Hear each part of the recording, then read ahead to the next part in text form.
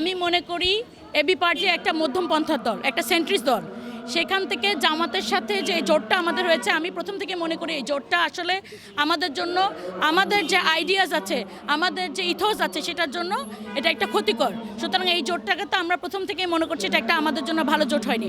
সেই জোটের সিদ্ধান্তটাকে আমরা মনে করি আমাদের জন্য ভালো না দেখেই আমরা যারা মধ্যম পন্থার বিশ্বাসী, আমরা যারা মনে করি আমাদের নতুন দিনের রাজনীতিতে চালিয়ে যাওয়া উচিত, এরকম আমরা আমাদের দল থেকে 25 জন প্রার্থী দাঁড়িয়ে আছি এবং আমরা ইলেকশনটা করছি এবং শেষ দিন পর্যন্ত থাকবো বলেই কিন্তু আজকে এখানে এসেছি। জি, এবি পার্টির প্রতীকেই আছি আমি। আমার প্রতীকটা ঈগল, এবি পার্টির প্রতীক আছে এবং এটা আমাদের দলীয় সিদ্ধান্তও আছে আমাদের জন্য। সুতরাং আমরা আমাদের দল থেকে, এটা হলো আমরা দলীয়ভাবে ইলেকশনটা করছি।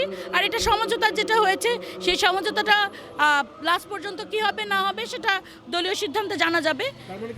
জি, পরিবেশ কেমন দেখছেন? নির্বাচনী পরিবেশ আমি আসলে খুব বেশি ভালো দেখছি না।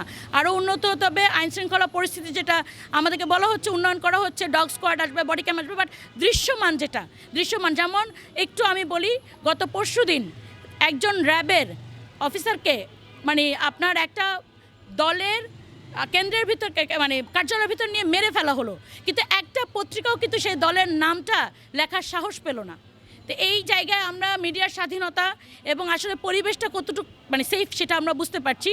তা আমি ওনার আত্মার মাগফিরাত কামনা করি এবং আমি আশা করি যে আমরা ওনার বিচারের জন্য শেষ পর্যন্ত লড়াই করে যাব। কারণ আমাদের লড়াইটা ইনসাফের লড়াই, আমাদের লড়াইটা কারো একার জন্য না, আমার শত্রুর জন্য আমার ইনসাফের লড়াইটা চলবে। জি।